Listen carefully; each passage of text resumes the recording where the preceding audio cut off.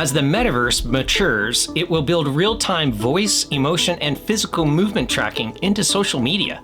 Might advertisers be tracking us at previously impossible levels? Will we need a metaverse invisibility cloak just to get around? Some say we better build this better or better not build it.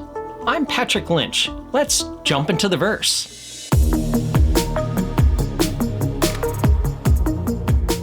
Some say infamously in 2012, the big box retail chain Target created a pregnancy prediction score based on in-store purchases that estimated a woman's due date. Coupons were then sent timed to the right stage of pregnancy.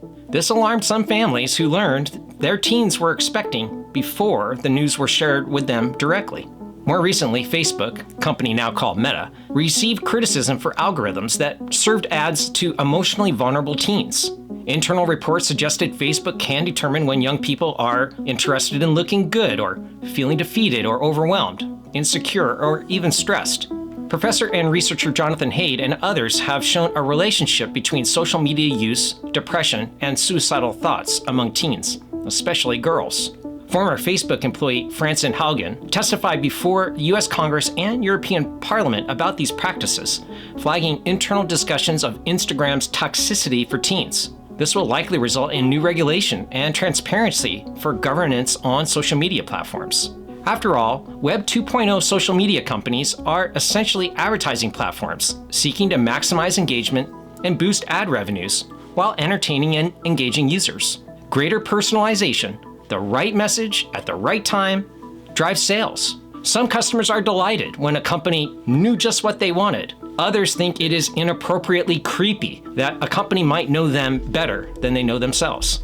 CNN and others reported how this practice is especially concerning when algorithms are weapons of math destruction. They hit us when we are particularly vulnerable. As the metaverse matures, our vulnerabilities may become even more transparent to advertisers. We may already be seeing the capability of facial expression and eye tracking as a feature and a benefit of the metaverse. On our avatars, in a recent class that I held at the Thunderbird School of Global Management, we had our students build the avatars for these platforms, and many preferred to have realistic avatars showing the human expression compared to two-dimensional illustrations that might be available just today on any social media. What does this mean for the future of advertising and marketing? One that's based on predicting emotions and movements, not just implied from social media posts and store receipts, but actual sentiment and maybe detected in real time. Will advertisers truly know us better than we know ourselves? That's like some kind of dystopian Minority Report.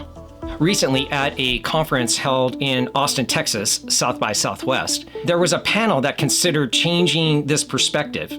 Perhaps making friends in the metaverse could be a good thing.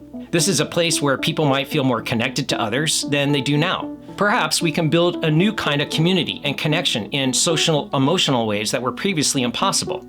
As companies adopt in today's world a privacy-first or security-first priority, panelists suggested maybe in the metaverse, companies need to adopt a positivity-first. That would mean that they are featuring expressions that foster kindness, empathy, acceptance, and affirmation.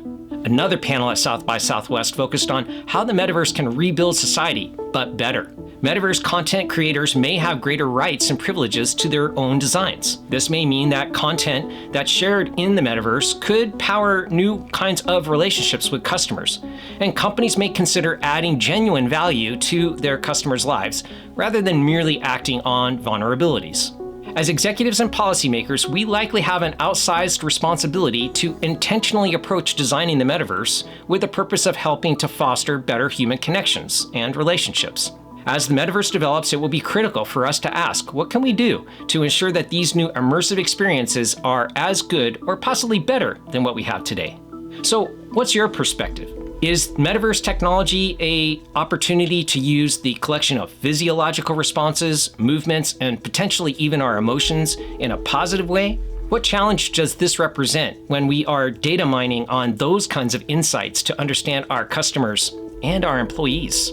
Is it possible for us to build a metaverse in a way that avoids or diminishes the ills that we see in today's internet? Or is that just too utopian of you? I'd be interested to see your perspective and continue our conversation, so use the comments below. And until next time, I'm Patrick Lynch. I'll see you in the verse.